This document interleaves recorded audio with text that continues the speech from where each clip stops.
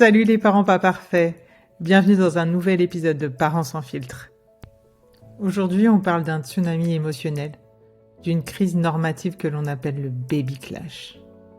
Le mythe, c'est que l'arrivée d'un bébé est une bulle de bonheur sans nuages. La réalité, c'est que 2 couples sur 3 traversent une crise relationnelle après la naissance de leur enfant.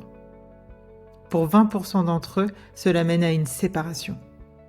On n'en parle pas par honte ou culpabilité, mais cette transition est un travail psychique d'une intensité rare. Je vais soulever 3 vérités que l'on vous cache sur la crise post-bébé, non pas pour vous faire peur, mais pour vous armer. La première source de conflit majeur est le déséquilibre du partage des tâches et de la charge mentale. Premièrement, l'aggravation des inégalités. L'arrivée de l'enfant accentue le déséquilibre préexistant. Même si le père est impliqué, la charge mentale, c'est le fait de penser, de planifier, de prévoir à l'avance. C'est encore majoritairement imputé à la mère. Le deuxième, la conséquence. Cette dégradation est mal vécue par les femmes. Leur insatisfaction augmente après la naissance du premier enfant, directement lié au creusement du déséquilibre. Souvent, le conflit n'est pas sur qui a fait la vaisselle, mais qui doit penser à acheter la lessive et prendre rendez-vous chez le pédiatre. La solution ? Organiser une réunion logistique calme. Faites la liste de toutes les tâches, y compris la charge mentale invisible, planification et organisation. Et répartissez-les équitablement. L'objectif est de construire une équipe parentale solide. C'est un grand tabou. La deuxième vérité est la disparition de l'intimité et la baisse drastique de la libido chez la mère. Après l'accouchement, le corps de la femme est en mode survie. Si elle allaite, la prolactine est sécrétée et stoppe le désir sexuel. C'est le corps qui dit « je me consacre à nourrir l'enfant », pas à concevoir.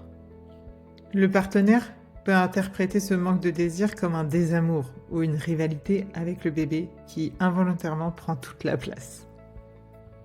La solution ici est déconnecter la sexualité de l'intimité. Retrouvez d'abord le couple conjugal avant de vouloir retrouver le couple sexuel. Multipliez les contacts physiques non sexuels, se tenir la main, les caresses, les câlins, nous l'avons vu précédemment. La mère doit expliquer l'état de son corps et le père ses peurs d'intrusion ou de désamour.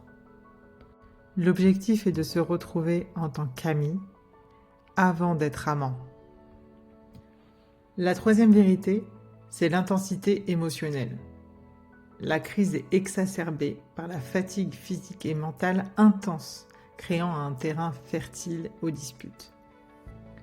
L'enfant est révélateur d'une situation préexistante, mais il n'en est pas la cause. Si le couple est fragile, le bébé met le chaos en lumière. C'est le contact avec le réel qui remplace l'idéalisation. Être privé de sommeil mène à moins de compréhension, plus de mauvaise communication et de la rancune. Le bébé, lui, a des besoins qui ignorent complètement que vous soyez fatigué ou affamé. Rappelez-vous que vous êtes dans la même équipe. Prévoyez vos 10 minutes pour vous. Si vous vous sentez dépassé, demandez de l'aide extérieure, une babysitter pour un petit répit, ou une thérapie ou un coaching de couple préventif pour retrouver le dialogue. N'ayez pas honte de demander de l'aide. Le baby clash est difficile.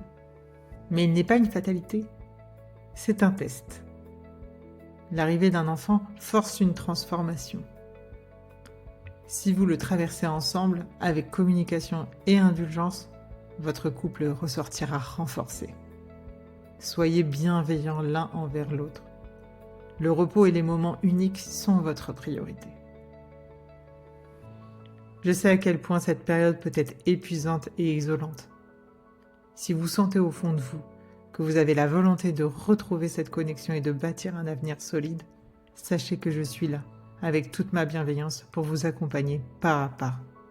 Si le moment est venu d'agir pour votre couple, vous pouvez simplement prendre rendez-vous pour que nous puissions commencer ce travail essentiel ensemble. Vous retrouverez toutes les informations sur le site PAM Solutions. À très vite, n'oubliez pas de respirer. Ciao les parents pas parfaits.